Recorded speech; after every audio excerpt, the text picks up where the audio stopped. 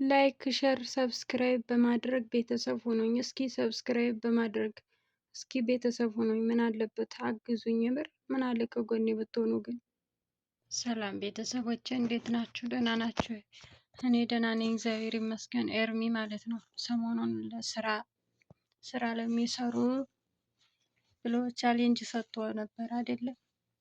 ከዛ እስኪ ሜንሽን አድርጉልኝ ቪዲዮ ስሩልኝ ብዬ የሆኑ ልጆች ጋር ላይቭ ገባሁ ማለት ነው። ላይቭ ላይ ገባሁኝ። የሆኑ ልጆች አውቃቸዋለሁ፣ እነሱም ያውቁኛል እንዲሁ ሚዲያ ላይ ማለት ነው እንጂ ውስጣቸውን እኔም አላውቅም እነሱም አያውቁኝም። ከዛ ማለት ነው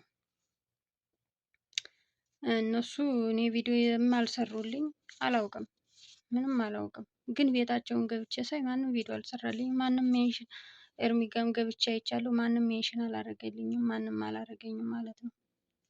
እና እግሬን በጣም አሞኛል። ይሁን እንደምታዩት ነው። ቪዲዮውን እዚህ ጋር አስቀምጠዋለሁ ማለት ነው። በኋላ ኤዲት ሳረግ አሳያችኋለሁ። እግሬ በጣም አሞኛል።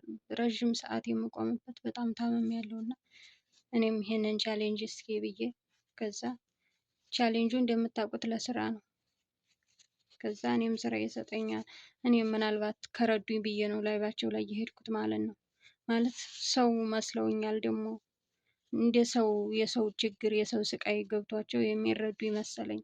በቃ ወዲያው በጣም አዘኑልኝ። ቪዲዮ ያንን ምናምን በጣም የታመምኩትን ምናምን አሳዩዋቸው እና አዘኑልኝ። እውነት መስሎኛል የምር። ግን ለካ ውሸታቸውን ነው። ልክ ስወጣ ማለት ነው እኔ ከወጣሁ በኋላ ስለ እኔ መጥፎ ነገር ያወራሉ። አያውቁኝም እኮ የምር። ባይረዱኝ ባያግዙኝ እንኳን ምን አለበት ክፉ ነገር ባያወሩ። ምን ይላሉ? ቤታ ጋር ማስገቡኝ እስኪ ብዬ ነበረ ማለት ነው። ቤታ ላይቭ ላይ ብታስገባኝ ፎሎ ያደርጉኛል ምናምን ብዬ ማለት ነው። ኤርሚ ላይቭ ሲገባ ታብታብ አደርጋለሁ ምናምን ኮፒ ሊንክ አድርጌ እወጣለሁ። ያው ሁሉም እድል ይጠይቃል። ዝም ብሎ ወይም ሰው ሲኖራችሁ ነው እንጂ እዚህ ሚዲያ ላይ ይከብዳል። ከዛ እሱን እነሱ ቅርብ ስለሆኑ ያስገቡኛል ብዬ ነው እነሱ ጋር የሄድኩት ማለት ነው። ቤታ ጋር ብትገባ በኋላ በጀርባዋ ተወጋታለች እያሉ ያወራሉ። የሰው ልጅ ምን ያህል ክፉ ነው ግን። እኔ እንዲህ እየተሰቃየሁ ማለት ነው። በእኔ ስቃይ እነሱ ወድጄ አይደለም እኮ እኔም ሳልፈልግ መጥፎ ቤት ገጥሞኝ ነው እየተሰቃየሁ ያለሁት እግሬ እንደዚህ እስከሚሆን ድረስ እንጂ ወዶ አይደለም የሰው ልጅ ማለት ነው።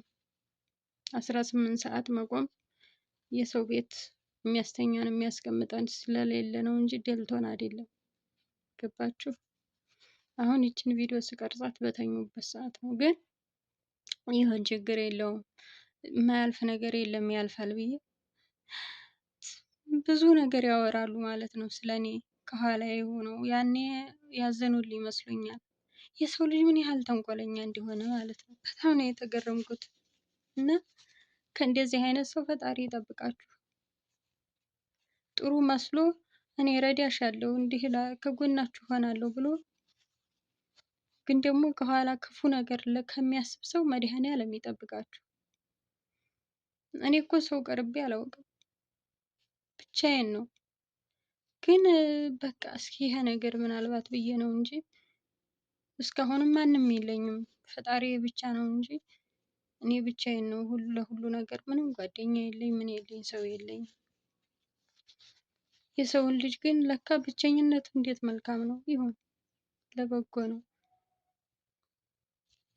ብዬ እኔም ብቻ ይሁን እግዚአብሔር ይመስገን። ግን የሰው ልጅ ተንኮል መድኃኔዓለም ግን ሰውን ከኋላ ሆናችሁ መውጋት ቢበቃችሁ።